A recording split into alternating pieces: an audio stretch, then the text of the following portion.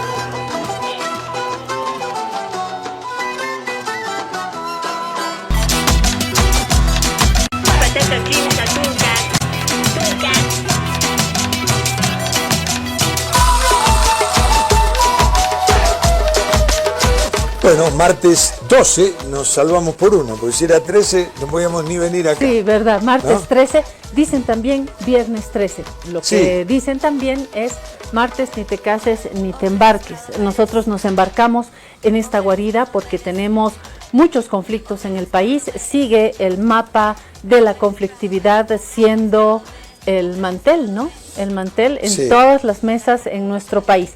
Antes, como siempre, vamos a ver qué ha preparado Víctor Hugo Romero. ¿Cómo está la mesa de Víctor Hugo Romero? Con colores azules, celestes. Es el mar. Es el Dice, mar. he decidido que es tiempo de convocar al diálogo. Sí.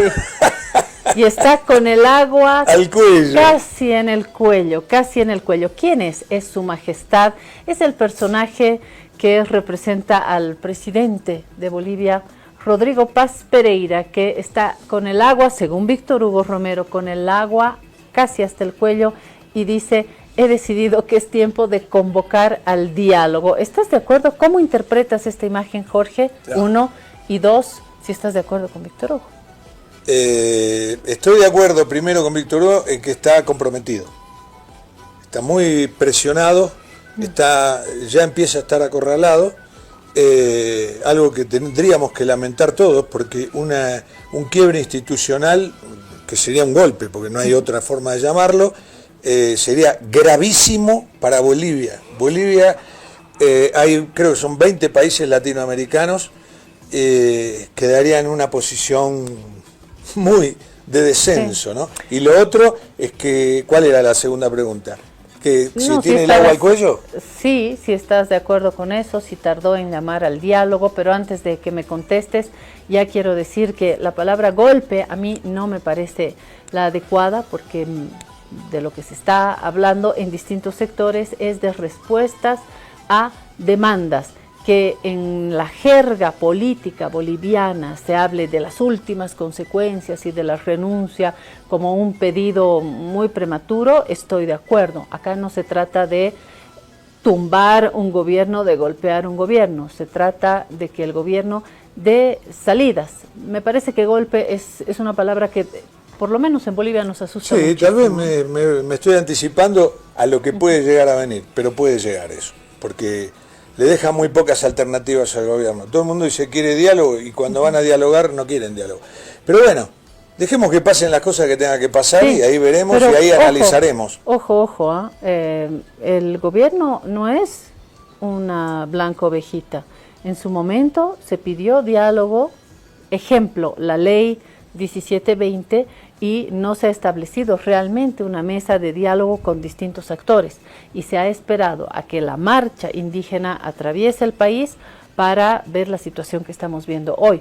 Lo propio con la Central Obrera Boliviana, insisto, no podemos saltarnos estas ritualidades que tenemos en Bolivia, por ejemplo la del pliego petitorio, que una autoridad diga, a mí no me vengan con pliego petitorio, me parece que es romper ciertas lógicas que no tienen que ver únicamente con el movimiento al socialismo. Ese ha sido el discurso del actual poder.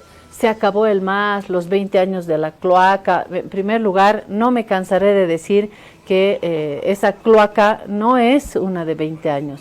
Son cloaca o no, los 14 años de Evo Morales, cloaca o no, el año de Yanine Áñez, cloaca o no, los 5 años de Arce, y son periodos distintos. Entonces me parece una simplificación poner todo en una misma bolsa, y me parece también una simplificación decir a la Central Obrera Boliviana, que tiene muchos más años. La Central Obrera Boliviana nace en 1952, con una revolución en el país, y tiene una historia mucho más larga. A estas formas de relacionarse de la COP no se le puede decir, no me vengan con pliego petitorio. Son formas que establecen de alguna manera un quiebre del diálogo. Entonces creo que el gobierno también tiene que ser inteligente, los sectores demandantes también. Eso a las últimas consecuencias no nos lleva a mucho, pero se necesita tener una verdadera voluntad y no solamente decir diálogo, diálogo, diálogo, ¿no? Sí, cabe, pero a lo que voy, el gobierno de Arce tuvo 5 años, se lo respetó, no se lo hostigó para nada, no se lo presionó, no había este tipo de marchas. Este gobierno hace 6 meses que está. Ahora, si vos me hubieras dicho, tomó 10 medidas que cambian todo el panorama del país y que le hacen daño a todo un gran sector social. Casi hemos dicho prácticamente que nunca ha tomado medidas. Ahora recién ha mandado algunas leyes, 9 o 10 leyes al Congreso. Entonces, hay un tufillo, ¿no?, que no suena bien. Una paciencia extraordinaria, una tolerancia extraordinaria con Arce, que fue un gobierno malo, y acá una intolerancia total con este gobierno. Y no estoy defendiendo al gobierno, ¿eh? ni creo que es un gobierno maravilloso, ni nada. Pero a mí lo que me preocupa es Bolivia. Sí. Bárbaro, rompamos todo. Rompamos todo. Y aquí yo voy a entrar otra vez. Y después vamos a ver cómo nos vamos a sentir, después cuando esté todo roto. Sí, otra idea que me pone un par de matices es, no es que Luis Arce, si él pudiera hablar desde la cárcel, te diría, Jorge, no la pasé tan bien. El gobierno de Luis Arce, que fue malo, re malo, y en lo económico sin comentarios, es verdad que fue un gobierno particularmente malo en la historia última del país. No es que la tuvo color rosa. Arce también estuvo bloqueado en la Asamblea Legislativa.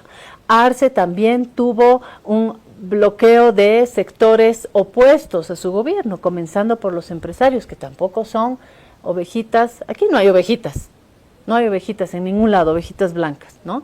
Entonces Arce tuvo también sus problemas. Y el mismo entorno masista. Arce tuvo enfrente sectores sociales, tuvo enfrente el gran sector evista que le hizo gran oposición, tuvo bloqueo en la asamblea, tuvo una actitud también hostil de parte del empresariado, en los comités cívicos. Es decir, soy la última en defender a Arce, pero no la tuvo, claro, no la tuvo color rosa. Lo que pasa es que Luis Arce no fue un hombre dialoguista, es un hombre que va, viste, cuando el caballo va así con las orejeras para que no se desvíe, sí. Fue así, no quería dialogar con nadie, Arce. Entonces, si hubiese dialogado, hubiese tenido un gobierno todavía más cómodo del que yo creo que tuvo. Ahora, lo que sí vos me decís, hay sectores sociales que están mal, muy mal, que los maestros tienen sus razones, que los campesinos las tienen las suyas, todo está bárbaro, pero yo acá veo una cosa articulada, y una actitud destituyente. Porque, o sea, dices, ¿estás de acuerdo con Ricardo Paz, que dijo ayer que todo está coordinado, financiado por Evo Morales y que hay un golpe detrás de eso? Eso es una palabra de Ricardo Paz. Yo tengo la mía. No, la mía es que coordinada y financiada. La mía es que hay, ¿cómo se llama? Demandas sociales legítimas. Demandas sociales legítimas. Pero ¿qué pasa? Este gobierno acaba de cumplir 6 meses, el día 8. Y bueno, debería ser un poquito más paciente la cuestión. No veo paciencia, no veo tolerancia, y esto puede ser un quiebre institucional. Y si hay un quiebre institucional, bueno, Bolivia se va a la B. A la B. Vamos a hablar con nuestro colega que está ya en contacto vía Zoom, pero voy a hacer un un pequeño corte para Sí, cumplir con nuestros una auspiciadores, sí, y luego ampliamos nuestra mesa con la reflexión periodística desde esta casa, Abya Yala. Ya volvemos. Si te resfrías, consigue alivio de día y descanso reparador de noche con Refrianex comprimidos día y noche. Refrianex, siempre contigo en cada momento.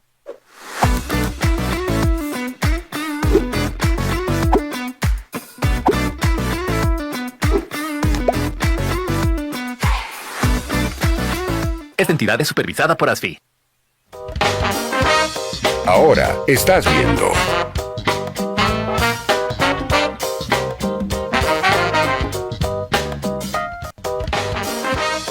Continúas viendo.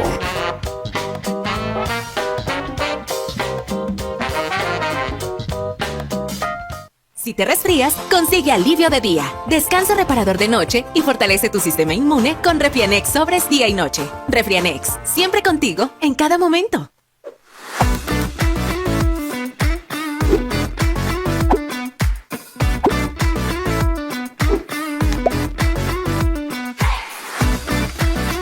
Esta entidad es supervisada por ASFI.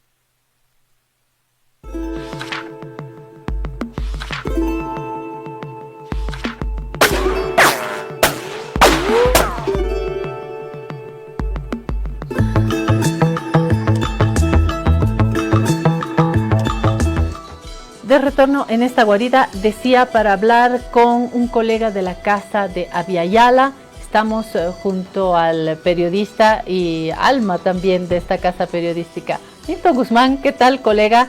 Gracias por este contacto. No lo estamos dejando ni descansar porque Milton estuvo en la mañana, vuelve, está haciendo periodismo 24/7. Milton, ¿todo bien? Gracias por tu tiempo.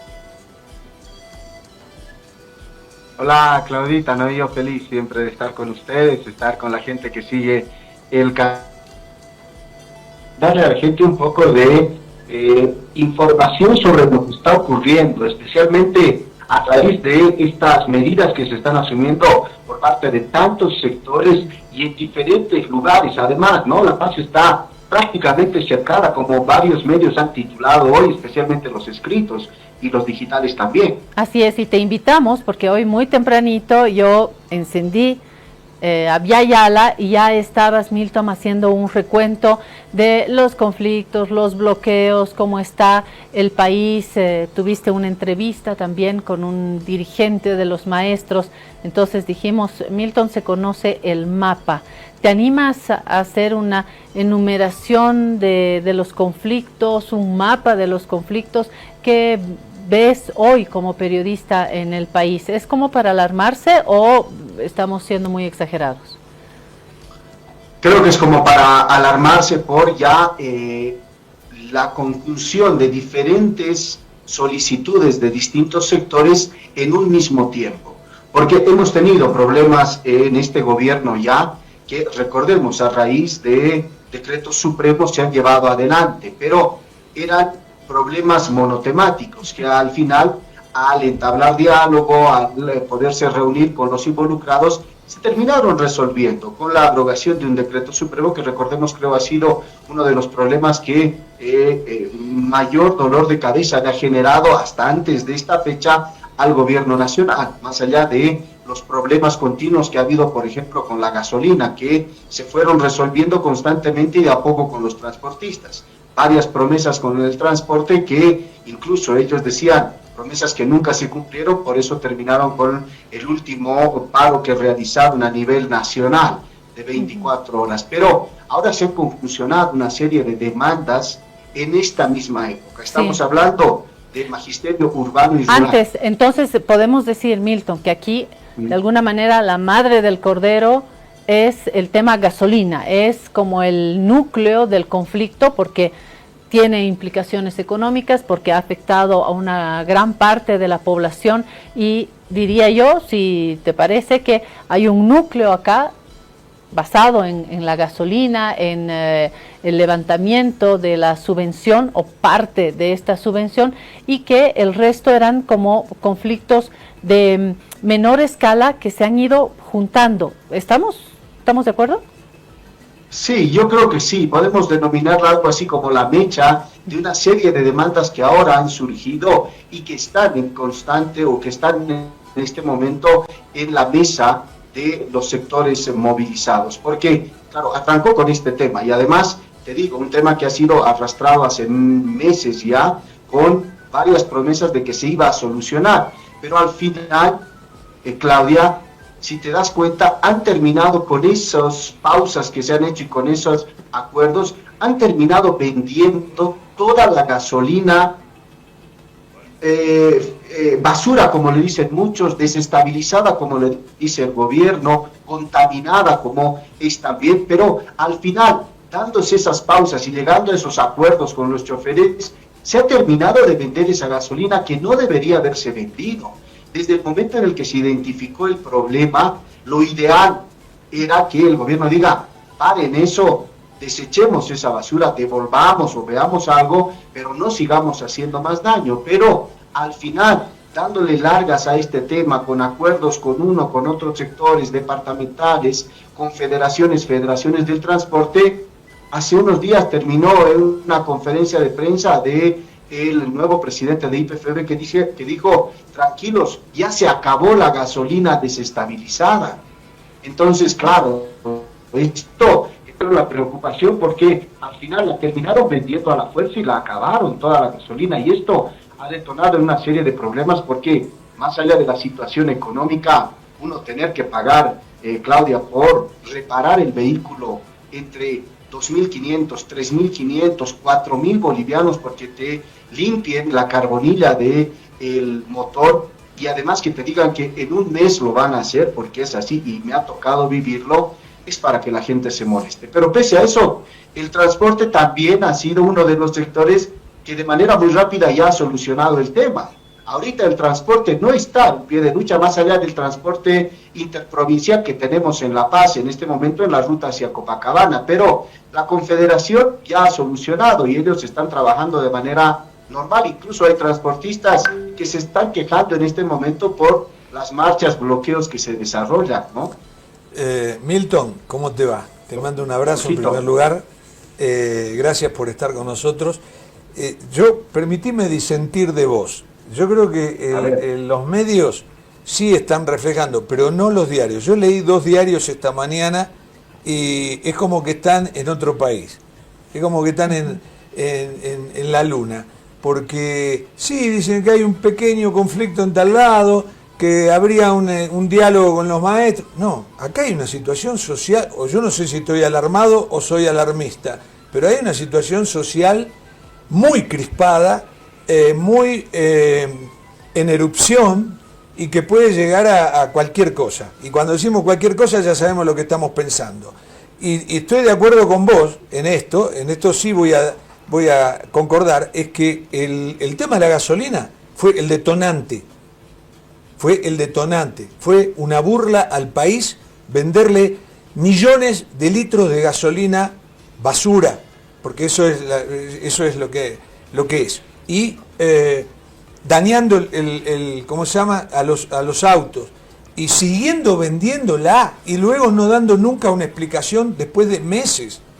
Y además otra cosa, bueno, vamos a resarcir, y nunca terminás de llenar el formulario para que te den ¿cómo se llama? El recupero de ese dinero que gastaste. Entonces, eso fue una forma de dilatar. El resarcimiento ha sido una forma de darse tiempo para poder terminar de vender esa gasolina. Claro, pero ahora la compraron y no sabían qué hacer. Este es el escarmiento. Todas estas marchas y movilizaciones y bloqueos y demandas y protestas, ¿cómo se llama? Son el escarmiento de ese comportamiento. El gobierno expresa también de un error gravísimo. Yo creo que más que tomar medidas, ha hecho esto de la gasolina que le cayó pésimo al país. Eso sí es una falla grave, me parece, de operación, de gestión. Acá, para redondear esta primera idea, que es el conflicto núcleo, yo vuelvo a citar a Armando Ortuño, economista, que dijo que el gobierno, desde el punto de vista de la comunicación política, hizo todo lo que no había que hacer. El silencio, luego negar el problema, una vez que el problema ya estaba en boca de todos, acusar al gobierno anterior, donde obviamente puede haber algunos flecos, pero ya estamos pasada la luna de miel, no pide disculpas y después plantear salidas, soluciones. Hoy tenemos un sector del transporte que, si bien ha firmado algunos acuerdos, todavía está en alerta. He visto dirigentes del transporte quejándose todavía porque rechazan algunos procedimientos, algunos documentos, y estamos hablando de un sector organizado, no estamos hablando de Milton Guzmán, que ha sufrido también en su vehículo este tema que le cuesta, y Milton, tú por ejemplo irás a llorar al cuartito, no te va a pagar el gobierno, ¿verdad? Claro, imagínate, es complicado para cuando se logre recién el informe.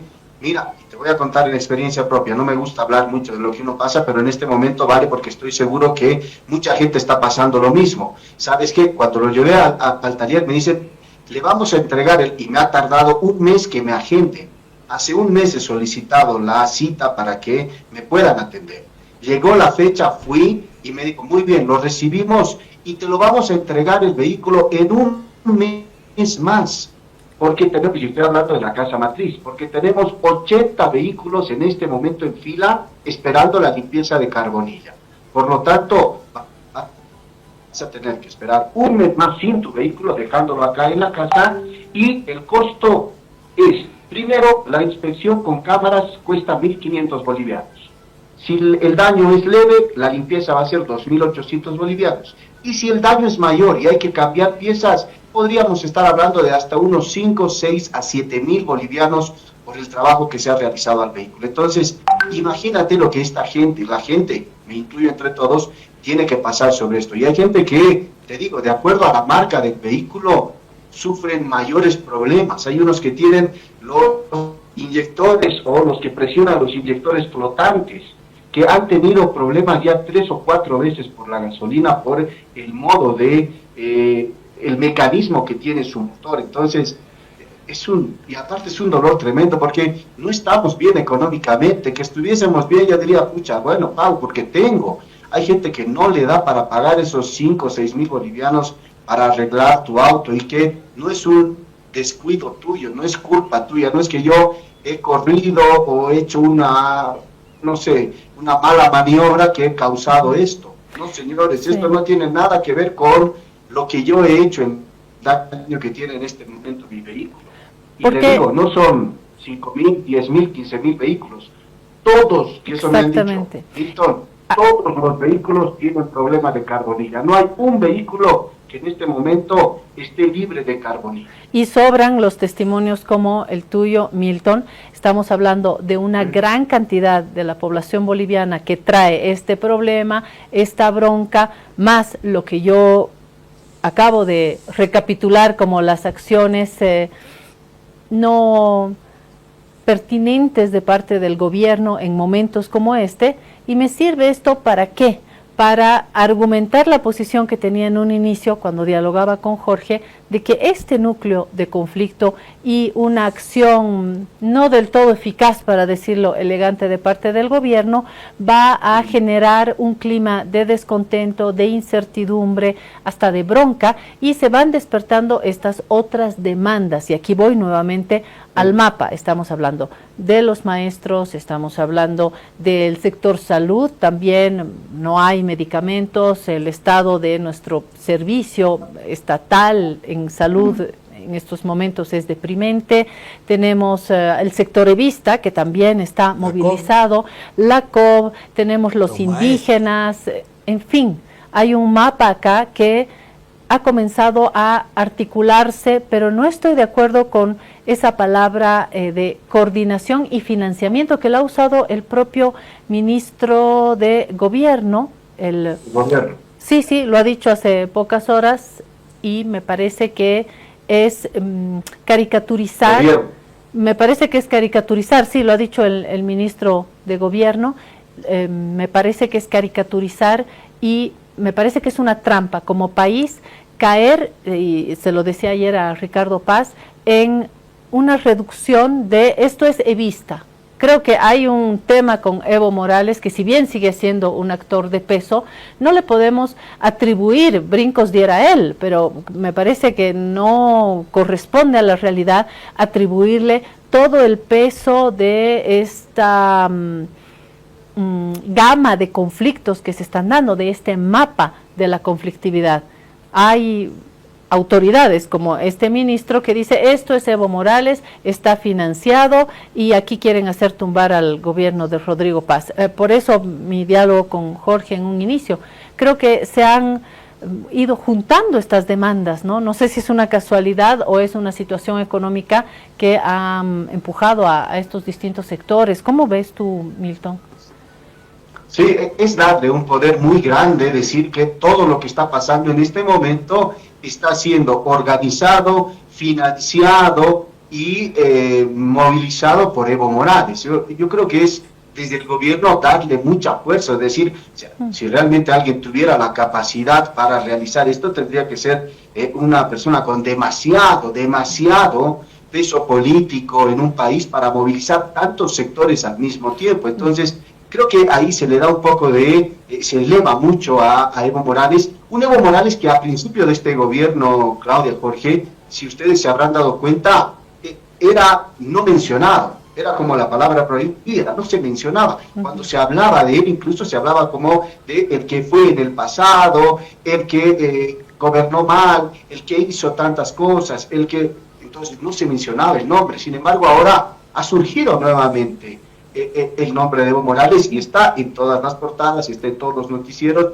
porque nuevamente el gobierno ha optado por la opción de atribuirle a él todas estas movilizaciones. Incluso antes del ministro de gobierno ya salió el viceministro de régimen interior, quien manifestó y utilizó un audio de Evo Morales del año 2025, manifestando que él estaría organizando a través de audios y de llamadas telefónicas a organizaciones y dirigentes, estaría organizando este tipo de medidas. Audio que minutos después o horas después, Bolivia Verifica termina dando a conocer que han cortado el audio. Él decía, Arce, en determinado momento, el gobierno de Luis Arce, se corta el audio y se muestra que esto es un audio falso, manipulado para tratar de involucrarlo en este tema. No sé si sea necesario realizar por parte del gobierno este tipo de situaciones. Y lo peor es que tienes la chispa que se encendió con el tema de la gasolina. Y ahora comienzan este tipo de cosas. La ley 1720, que le dicen a la gente, ¿sabe qué? No, esto le beneficia al campesino. Los grandes empresarios salen con el eslogan, esto le beneficia al campesino y es lo mejor que le puede pasar, que le estamos haciendo un bien a los que menos tierras tienen, a los que menos recursos tienen. Y claro, cuando el que trabaja la tierra y el que tiene su pequeña propiedad comienza a analizar el tema, dice, a ver, no es como me lo están planteando y no soy tonto, no voy a caer en esto.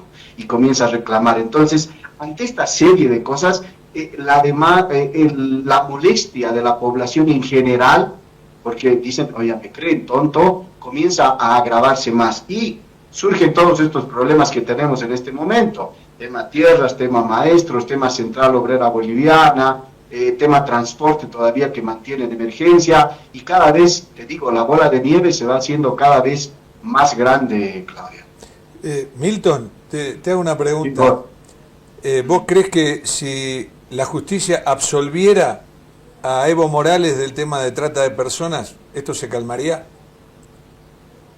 No, para nada. Esta mañana conversaba también con el profesor José Luis Álvarez y están igual molestos, ¿no? Porque ellos consideran que al final todos los gobiernos, lo incluye al de Evo Morales, no han trabajado directamente en favor de varios sectores. Él dice desde el año 85 que el modelo económico se ha inclinado a favorecer al que más recursos tiene, al empresario, al agroindustrial, al que maneja muchos recursos en nuestro país. Hay que cambiar ese modelo desde el 85 que se viene manejando, decía don José Luis Álvarez, y generar que los ingresos que genera el país vayan a favorecer a los trabajadores. Entonces, creo que en este momento no, y con este tema del proceso que se le sigue a Evo Morales, hay muchos que coinciden también entre el análisis que realizan en que es tratar de buscar una cortina de humo para poder darse un poco más de tiempo y en base a diálogo que está solicitando ahora el gobierno con todos los sectores, poder ir solucionando algunos de los problemas. Hoy, por ejemplo, los maestros se estarán reuniendo en Cochabamba con la ministra, de la cual han pedido ya su renuncia también, y han manifestado que paralelamente a movilizarse hoy en La Paz, van a asistir a la reunión, pero su medida o su demanda es muy concreta, ¿no? Quieren incremento salarial acorde a la situación económica y además la renuncia de la ministra por decir que cada ítem del sector del magistrado implica 9.600 bolivianos. Esta mañana en una entrevista, perdón, Milton, en tu entrevista con este dirigente, se mencionó que el salario de un maestro es de 2.400 y pico, ¿estoy bien? 2.540, si no me equivoco, con 75 horas y cerca a los 3.000 con 80 horas de trabajo. Bueno, ese es el promedio que tienen ellos de trabajo. 2.500. Maestros. Sí, sí. Perdón, Milton, 2.500 o 3.000. Imaginemos un maestro con la esposa y 2 hijos y un gato.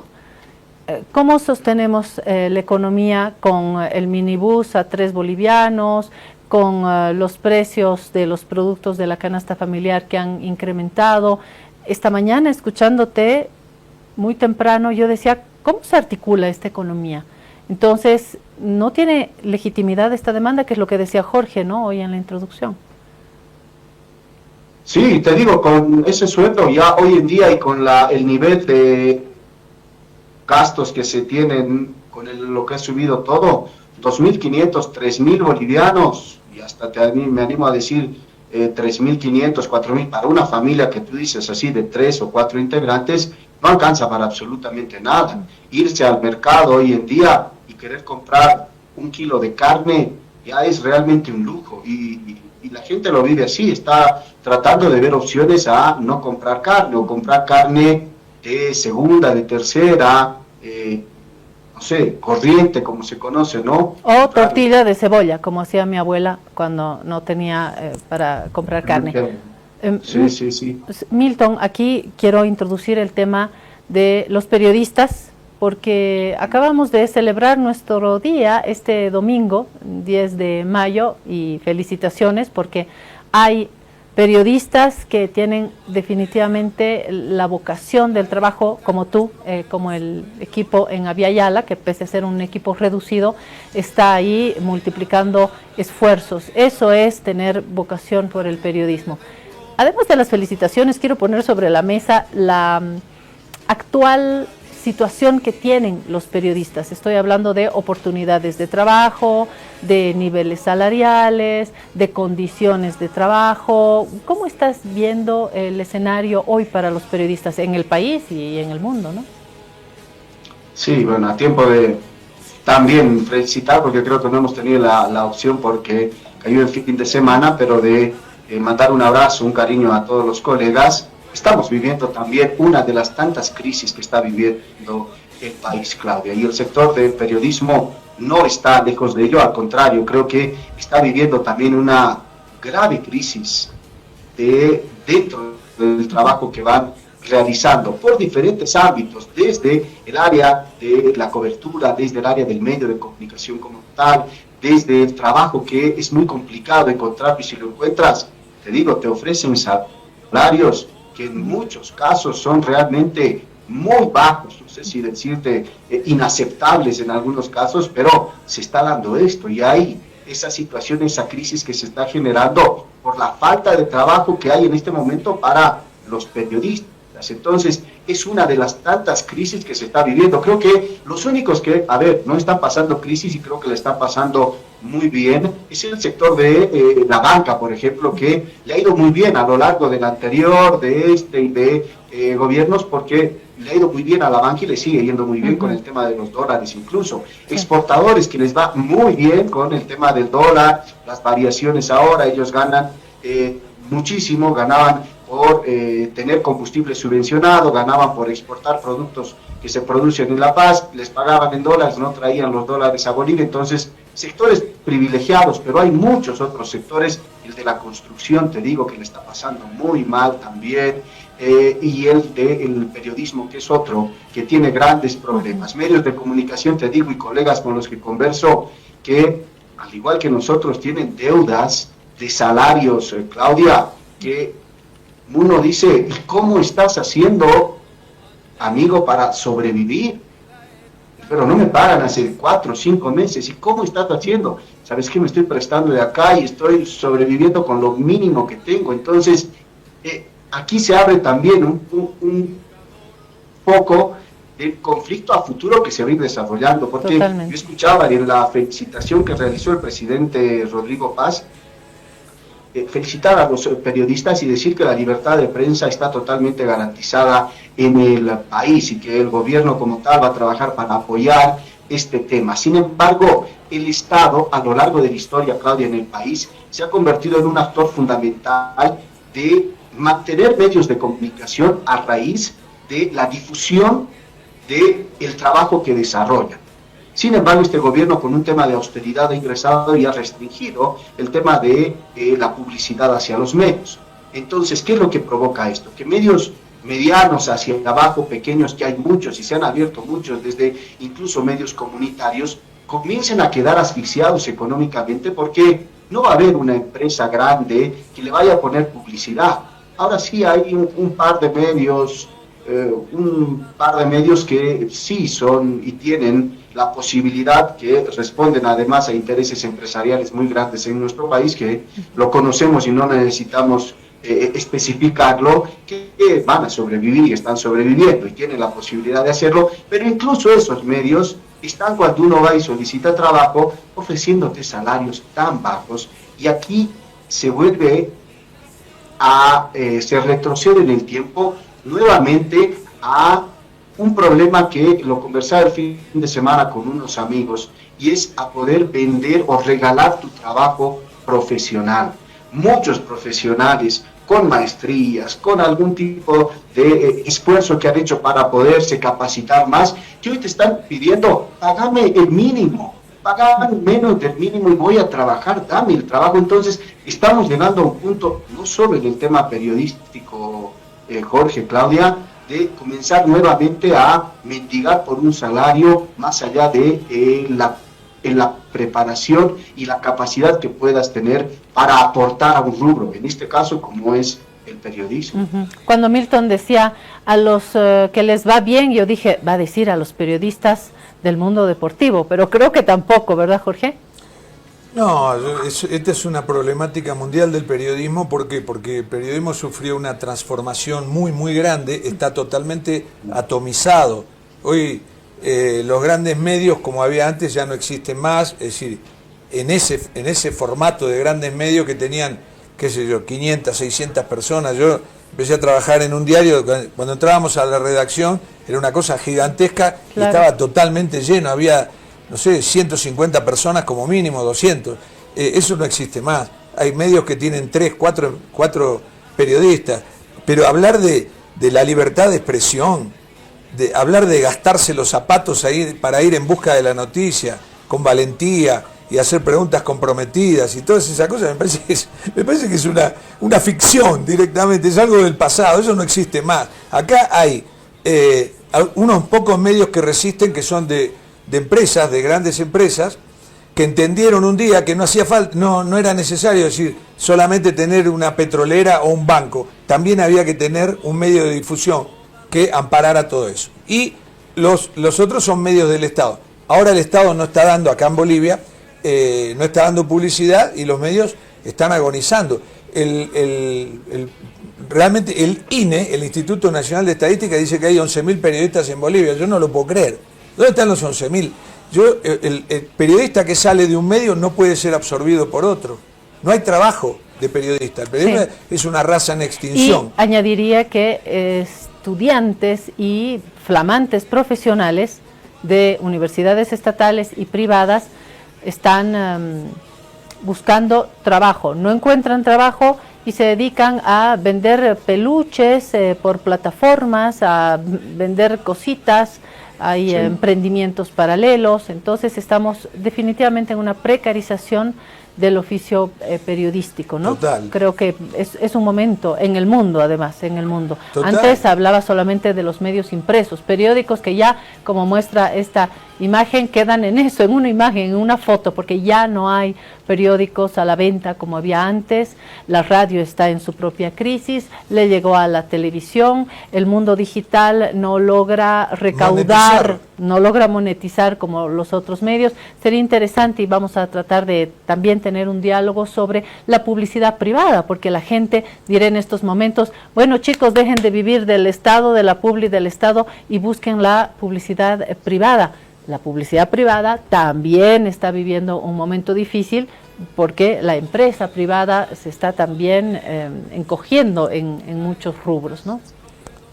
Sí, y hay que buscar un equilibrio, ¿no? Yo creo que se debería desde el Estado y quizá también en una reunión que los mismos medios y la dirigencia pueda sostener con el gobierno, decide buscar un equilibrio, porque de haber generado, y eso tampoco lo vamos a negar, tal vez posibles hechos, y se han denunciado hechos de corrupción, desviar recursos con el pretexto de que se va a difundir una cosa, otra cosa, ha existido, es cierto, está bien, pero no podemos ir de haber tenido un despilfarro, que dicen entre comillas, que se va a anunciar y se va a investigar en el tema económico con medios de comunicación, a no dar absolutamente nada. Entonces, yo creo que la difusión de la información es fundamental, y el papel que juegan los medios de comunicación para un gobierno, sea cual sea este, es fundamental. Incluso puede evitar problemas como los que hemos estado viviendo, el tema de la gasolina, explicarle un poco más a la gente a través de los medios qué es lo que se está haciendo,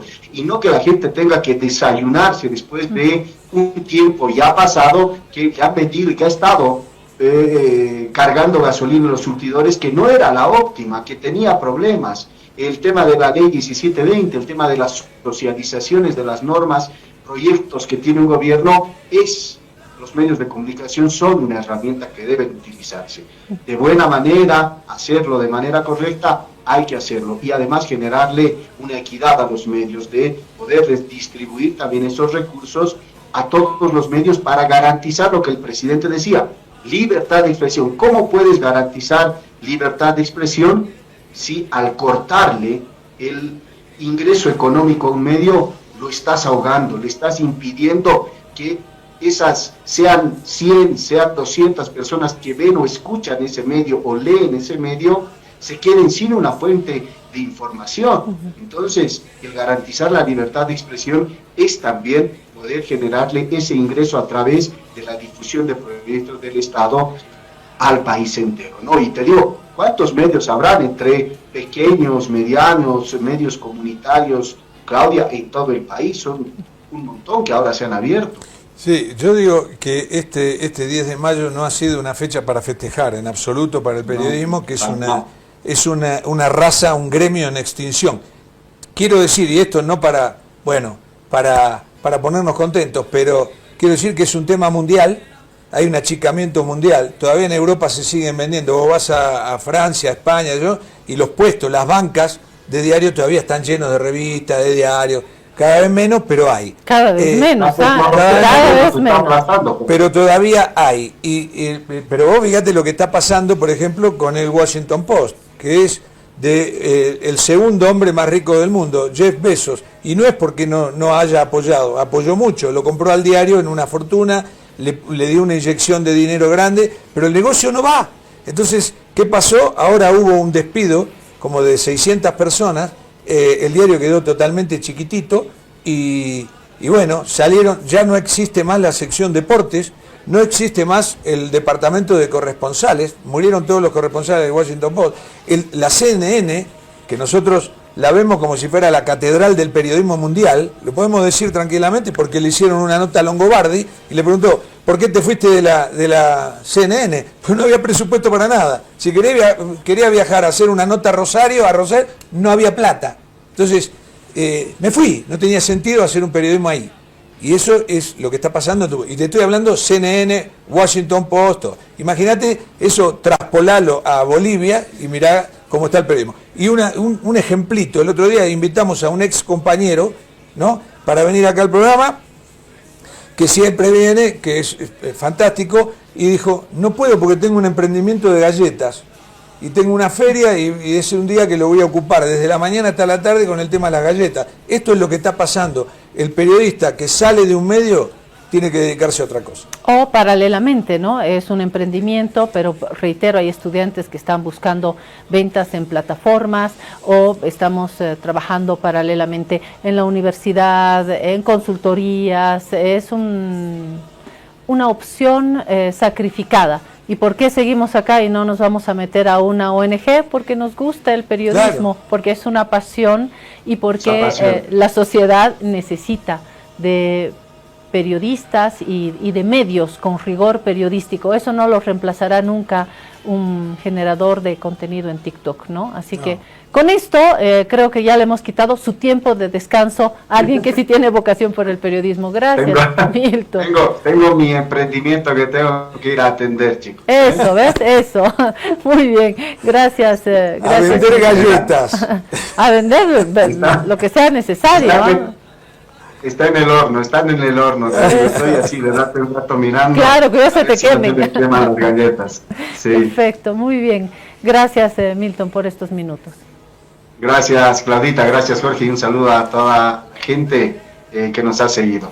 Excelente. Nos vamos a una pausa y seguimos con este mapa de la conflictividad acá en el país. Trata la gripe y la tos seca con una cápsula blanda y efectiva. Aliviate con Refrianex Tos. Refrianex, siempre contigo, en cada momento.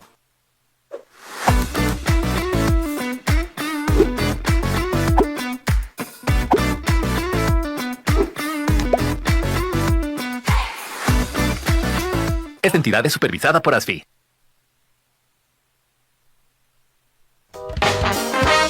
Ahora estás viendo.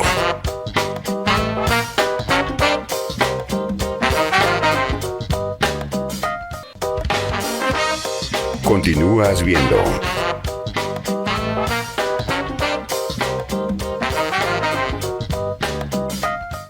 Alivio efectivo a todos los síntomas del resfrío con Refrianex comprimidos tradicionales. Refrianex, siempre contigo en cada momento.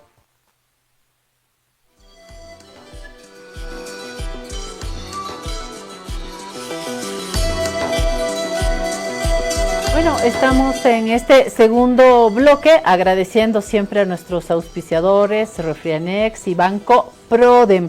Les recuerdo que usted puede ahorrar su dinero, que tenemos unas tasas, porque nos sentimos parte de esta familia, unas tasas pero imperdibles, 6, 8, 9%. ¿Por qué? Porque Banco Prodem quiere sacarle el jugo a la confianza, a los ahorros. Mire, 9%, 6%, 8% en distintos periodos. Enseguida le vamos a dar el detalle con tasas de interés envidiables. Son de las mejores que hay en el país actualmente. Así que voy a yo poner mi platita en bolivianos en Prodem para ganar esos intereses. Le doy el detalle enseguida.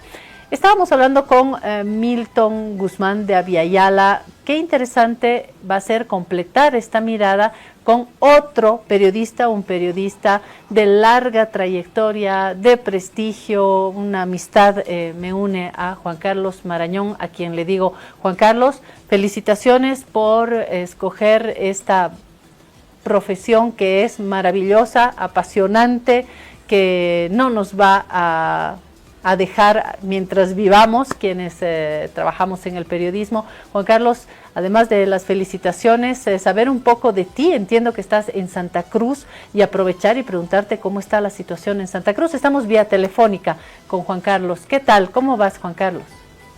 Buenos días, Claudia. Buenos días, Jorge. Evidentemente vivo en Santa Cruz hace más de 30 años y actualmente trabajo en la Gabriel René Moreno. Bueno, la situación en Santa Cruz es preocupante porque está volviendo a florecer la confrontación regional a raíz de esta ley. Hoy día ha habido amagos de enfrentamientos contra un dirigente, no sé si ha visto, o masista, es Ezequiel. Lo han agredido en la plaza. Y es lamentable que estemos en esta situación por la desinformación de esta ley.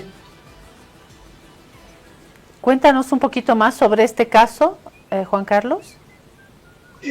Bueno, hace una media hora parece que dirigente evista o masista fue a la plaza a protestar o a hacer algo, alguna acción, y ahí aparecieron supuestamente también gente de la Unión Juvenil Cruceñista, ¿no? Que intentaron agredirlo, hubo empujones, hay una colega herida porque cayeron sobre ella, y la información está avanzando en ese entorno, pero no está todo claro, ¿no? Lo lamentable es la violencia. Sin duda, la polarización y la intolerancia. Juan Carlos, ¿cómo ves el panorama en Santa Cruz? Estamos acá con Jorge intentando dibujar este mapa de la conflictividad. Tenemos más cercanía con los conflictos acá en La Paz, porque estamos en la sede de gobierno. En Santa Cruz, ¿cómo dibujarías tú este mapa de la conflictividad? ¿Cuál sería tu jerarquización de los conflictos? Bueno, no hay conflicto en sí en Santa Cruz. O sea, no hay bloqueos. Ayer hubo una marcha y una vigilia de parte de los maestros urbanos que cumplían su paro nacional, pero después no hay más prejuicio, digamos. Ahora habrá que ver en qué está la situación en San Julián, en los lugares de las provincias, ¿no? Aquí hay más una guerra declarativa sobre la cuestión de la ley.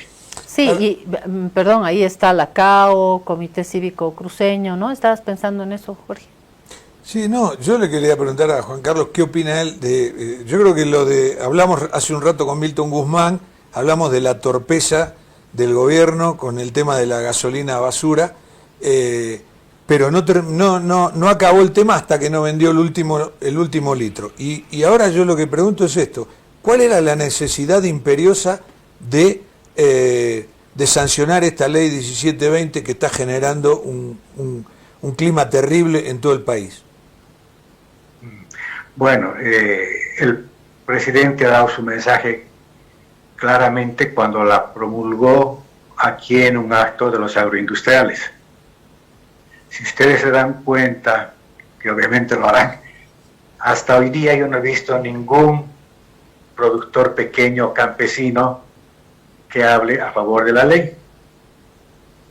O sea, quienes defienden a ultranza son los agroindustriales, ganaderos, grandes terratenientes, conocidos, políticos, senadores, ¿no? Entonces, a mí me parece una aberración del gobierno que no haya presentado ese proyecto de ley a los interesados, a los supuestos interesados, que son los pequeños productores, porque hasta ahora no he visto a ninguno que salga al frente y diga, esa ley me beneficia, voy a tener acceso al crédito, que eso también es una falacia dentro de la ley, ¿no? Porque no hay ningún beneficio de acceder a un crédito bancario.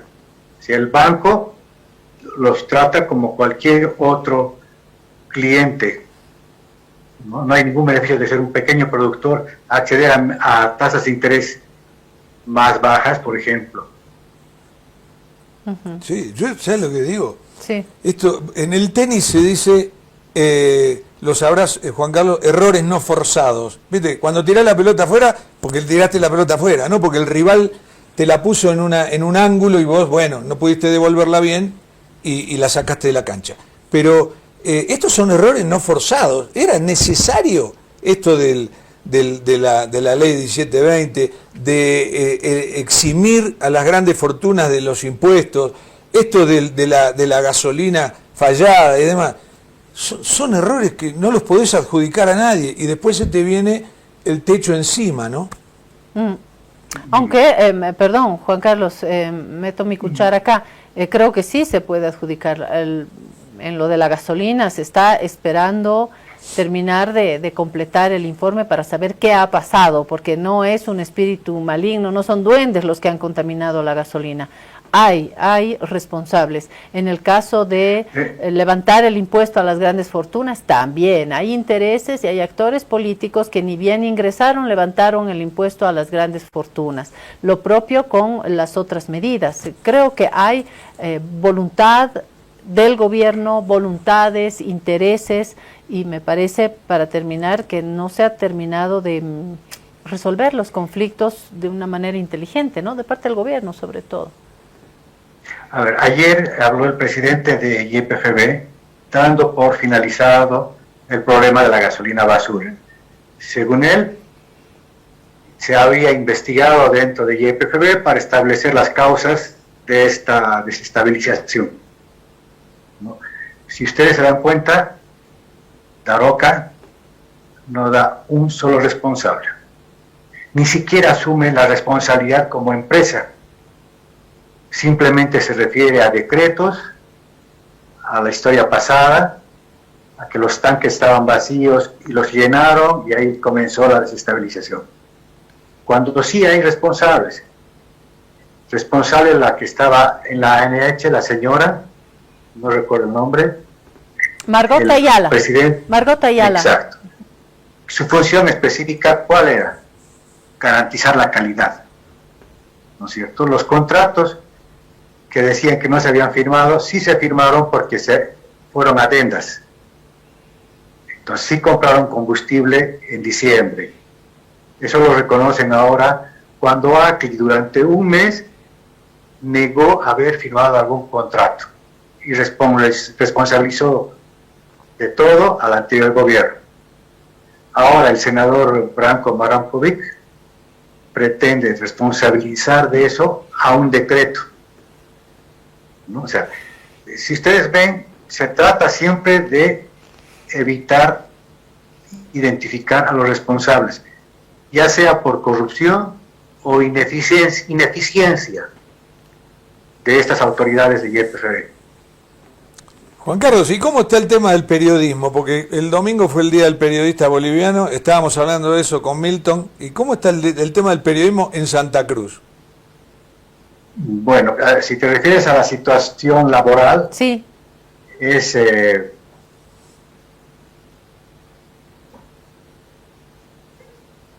lamentable, ¿no? O sea, se trabaja, son precarias, mal pagadas. Un periodista no puede aspirar a tener un contrato indefinido.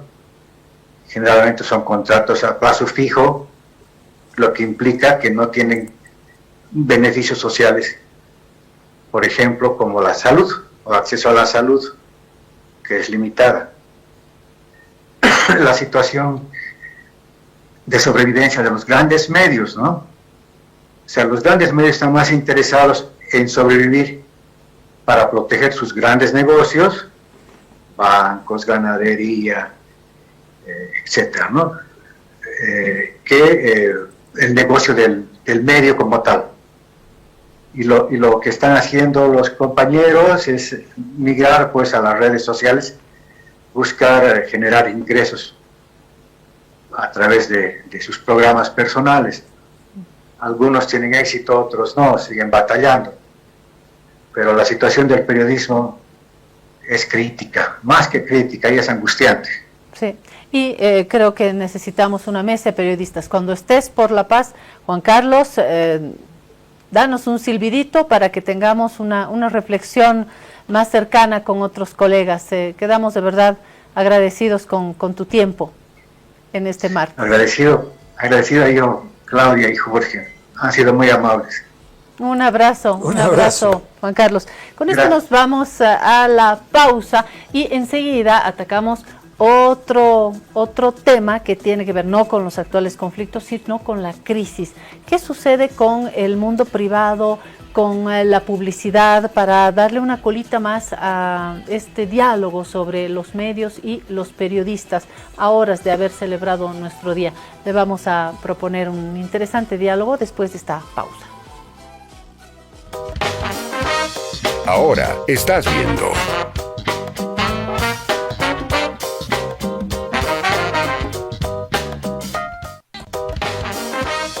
Continúas viendo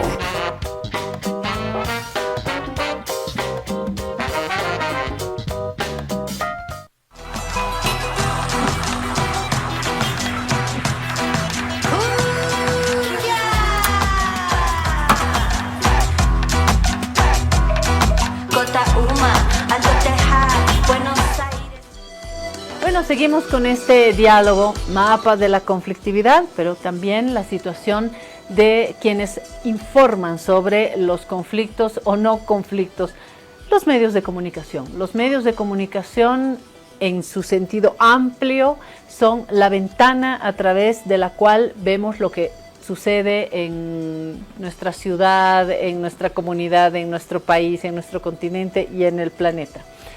Este 10 de mayo hemos celebrado el Día del Periodista. No hay que celebrar un gran momento, pero sí hay que celebrar que hayan todavía periodistas jóvenes, no tan jóvenes, que sigamos apostando por el trabajo periodístico. Este trabajo va a ser posible en la medida en que hayan medios de comunicación.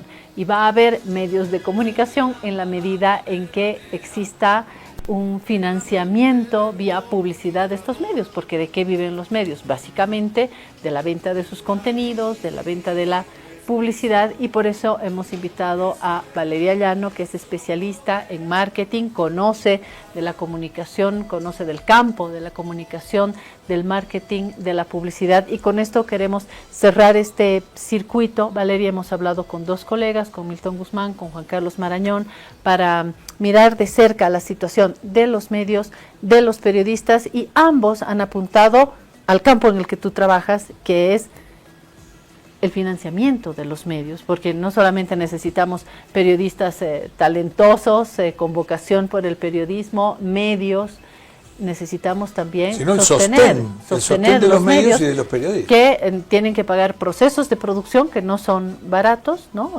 Cómo funciona un canal de televisión, cómo funciona un periódico, ¿no? Se necesita hacer funcionar estos aparatos y pagar a los periodistas, darles un trato digno, con acceso a la salud, a la estabilidad, en fin, complejo, y todo está cayendo en tu campo, Valeria. Así que nos dirás tú cómo ves esto. Bienvenida, gracias por estar acá en La Guarida. Muchísimas gracias, buenos días, Claudia, Jorge, la verdad muy feliz de estar acá. Y bueno, como dices, realmente la situación es un poco complicada, ¿no? Todos los medios de comunicación necesitan este financiamiento para poder sobrevivir, para poder incluso mejorar el ambiente, para poder pagar incluso a los buenos periodistas, y la verdad es que la empresa privada está un poco cerrada, ¿no? Hablábamos en el corte sobre esta manera en la que están evolucionando incluso las mismas empresas y que optan por hacer su propia publicidad. Ya no toman tanto así un canal para poder publicitarse como un medio de televisión, una radio, incluso. No necesitan tanto, ¿no? Exacto, un diario, ya no lo necesitan, ¿no? Hacen el marketing digital, que lo sustentan ellos mismos, y la inversión obviamente no es la misma, ¿no? Tenemos una inversión muy, muy pequeña cuando hacemos el marketing digital en comparación a un medio de televisión. Obviamente que un medio también tiene mayor capacidad, tiene mayor alcance, porque es una red nacional y te da cierto prestigio, ¿no? En Bolivia aún los medios de comunicación te dan ese prestigio. Los tradicionales, claro que sí. Pero aún así es un área complicada, ¿no? En la que estamos viviendo como medios de comunicación. Yo cuando voy a visitar, por ejemplo, otros medios, estamos en la misma situación. Empresas privadas que aportan muy poco, y el Estado que prácticamente es nulo, ¿no? Sí. No tenemos mucho apoyo. Si bien algunos medios de comunicación tienen todavía un financiamiento, es porque son parte, ¿no? O tienen financiadores que son parte del medio, ¿no? Que son empresas, consorcios que están, como te digo, que están con la línea del canal, ¿no? Claro. Pero no tenemos un apoyo, como decía, del gobierno para poder nosotros pues tener una línea un poco más del pueblo, pues más social incluso, ¿no? Son casos y casos, ¿no? Tenemos, y se da en muchísimos países, porque la ecuación ha funcionado, ¿no? Tener un negocio o una rentabilidad en el mundo financiero o en el mundo agrario o en un determinado rubro empresarial, y casi como un adornito en el árbol, como una bolita que adorna un medio de comunicación que sirve para, en su momento, defender estos intereses. Esta ecuación ha funcionado y yo creo que va a seguir funcionando. Estos son los medios que tienen o supermercados o bancos u otros brazos que van a sustentar. Hablamos de los otros medios, de aquellos medios que viven, reitero, de Que la son venta de puramente periódicos, medios. que son medios, que son, exactos, son productores de información, de interpretación, que hacen periodismo, que generan estos contenidos. Y Valeria, como bien nos describes, hay una precariedad tanto para los propietarios de los medios como para los trabajadores y las trabajadoras, porque ya no hay esos ingresos que vienen de la publicidad privada, del Estado, porque la publicidad privada también se achica porque están haciendo sus cuentas, es decir, una panadería, ¿no? Va a poner un presupuesto a los medios en función de sus necesidades, de su propio presupuesto. Además sabe la panadería que puede funcionar con sus propias redes y esto sale más barato, ¿no? Claro. Es una tendencia mundial esto, ¿y qué salidas tiene para los medios tradicionales? Sí, realmente es una tendencia, ¿no? Como te digo, los medios, las empresas, pues en realidad tienen que buscar sus propios medios para poder hacer la publicidad. Y no tienen tanto presupuesto. Un medio, como decías, una panadería, por ejemplo, no va a optar por pagar una mensualidad en un canal de red nacional, va a optar por pagar unos 200 bolivianos para una publicidad mensual en su propia página, ¿no? Que eso, si bien le ayuda, pero le ayuda de una forma también un poco baja, ¿no? No tiene tanto alcance. Tanta llegada, exacto. Entonces, lo que nos queda es, nosotros como medios debemos, unirnos, ¿no? Tomar la mano del gobierno, porque al final es la publicidad la que nos puede aportar para que el canal siga existiendo, ¿no? Para que todos los medios sigan existiendo, porque si dejamos de lado esto, lamentablemente muchos medios de comunicación en Bolivia van a tener que morir, ¿no? ¿Por qué? Porque tenemos, si no me equivoco, más de 11.000 periodistas, justamente, que ya no pueden entrar en los medios de comunicación, ¿no? Están optando por otro tipo de carreras. Entonces, el canal ya no puede tampoco sostener a estos profesionales. Entonces, ¿qué hacen los periodistas, los que salen, los nuevos comunicadores? Pues se dedican a otro tipo de negocios, ¿no? O se convierten en generadores de contenido. Exacto. Estuvimos acá con un influencer, ¿te acuerdas, Alex. Jorge? Alex, que tiene... Alex Valdivieso.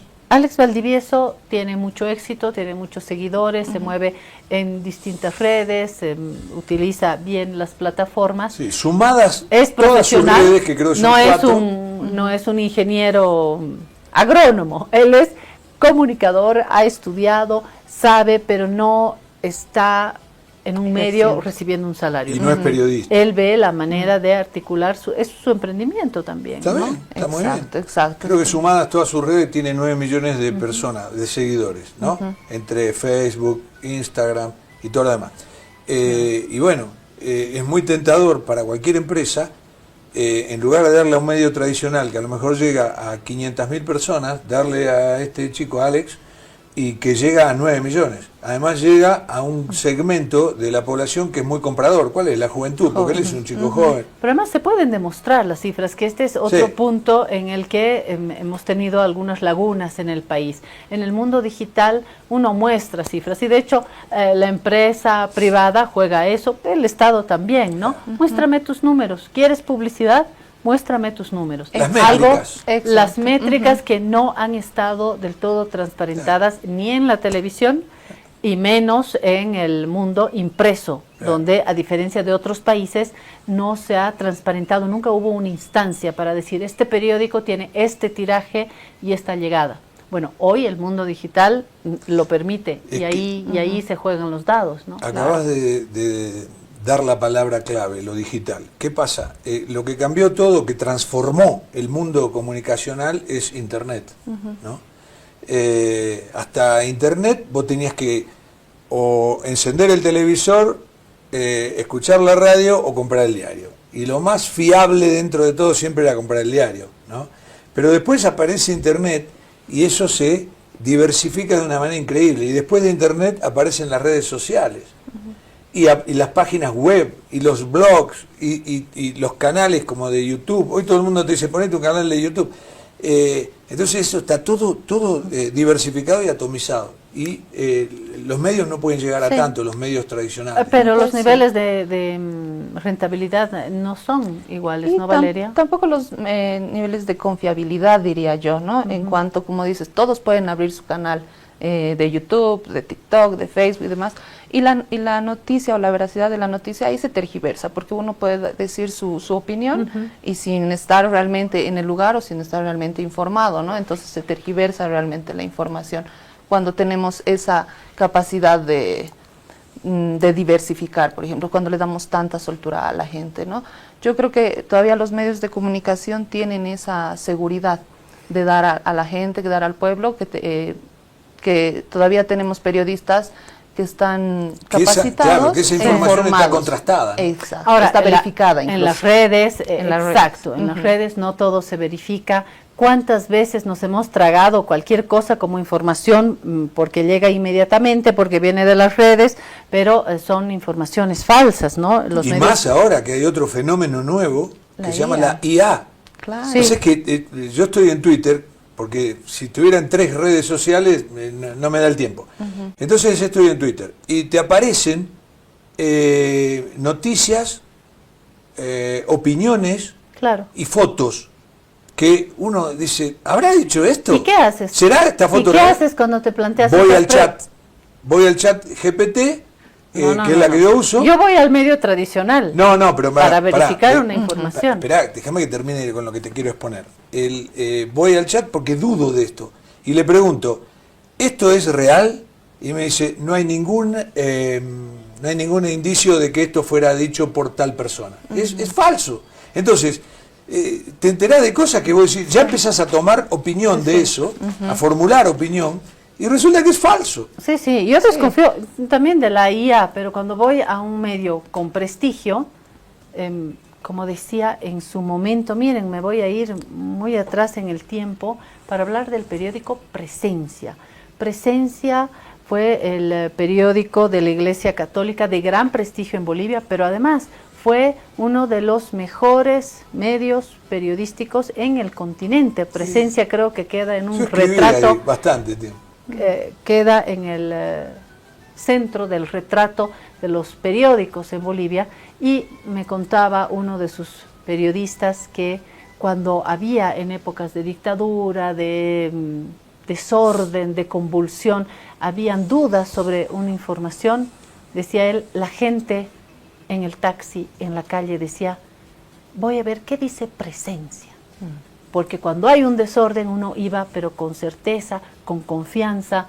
¿Qué dice Presencia? Por la fiabilidad, ¿no? Y yo creo que esa referencia es fundamental y eso es lo que se juega un medio. Por eso un medio no puede estar gualaichando, como decimos en Bolivia, con cualquier tipo de información. No, por eso a veces hablamos con Claudia fuera de cámara y le digo, esto salió en Clarín o en La Nación, que son 2 monstruos. Y bueno, pero Clarín tiene una tendencia, sí, pero Clarín es Clarín. Claro, claro. Clarín no te va a poner que la Tierra es cuadrada, ¿viste? Tiene que poner que la Tierra es redonda. Así ¿no? es. Eso es parte de la confianza que genera y que después recibe de la gente también la aprobación, como dice Claudia, de Presencia, ¿no? Pero vos sabés que quiero comentar una cosa. Yo me acuerdo que cuando en el diario o en la radio alguien traía, porque cualquiera podía traerlo, había un departamento de publicidad, pero también había periodistas que se movían y se movían bien. Traían una campaña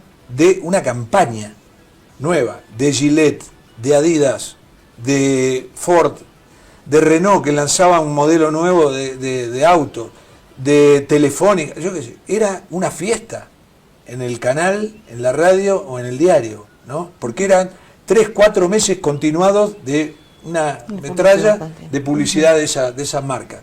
Y eso le daba el vigor a la empresa. Eso no existe más.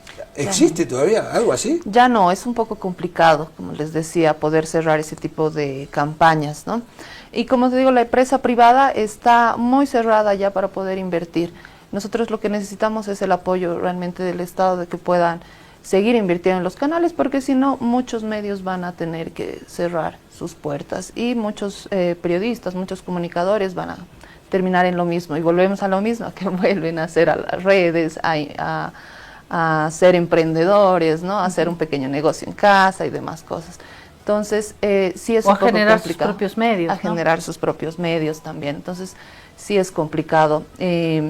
No hay muchas campañas en este momento en el que pueda decirte, por ejemplo, como me dices, ¿no? Gillette, digamos, que tiene una campaña de 6 meses y que estamos con esto asegurados los 6 meses. Ya no. Si se hacen son bastante pequeñas de semanas y con muy poca inversión. Claro. Ese es el tema, ese es un problema grande realmente dentro del marketing en los ¿Se acuerdan medios? de la serie Mad Men? Fue famosísima. No. Era de una agencia de publicidad de Nueva York, ¿no? Y cuando alguien traía una campaña, hacían una fiesta, brindaban. Buenísima, esa tenés que vértela. Entrá en YouTube y tratá de buscarla. Y de hecho, los hombres malos del marketing están cambiando también. Con esto, querida Valeria y querido Jorge, hemos hecho un dibujo del mapa de la conflictividad en nuestro país, sin y de la crisis. poner un volumen exagerado, pero con una mirada realista, y el mapa de los medios, del periodismo. Creo que ha valido la pena esta cadena de diálogos en esta guarida. Desde esta guarida les decimos gracias por acompañarnos y nos vemos mañana. Continúe con la programación de Abya Yala.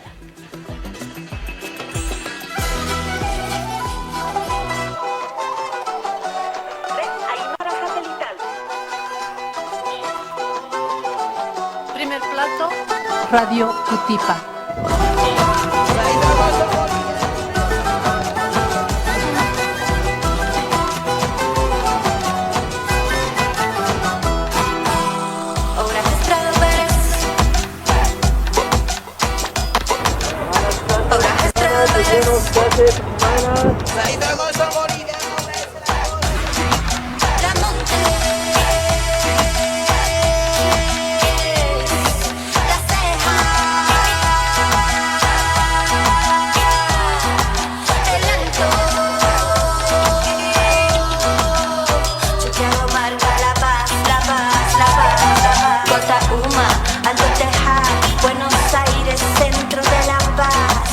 Chicana, Pachumani, Chesquipampa.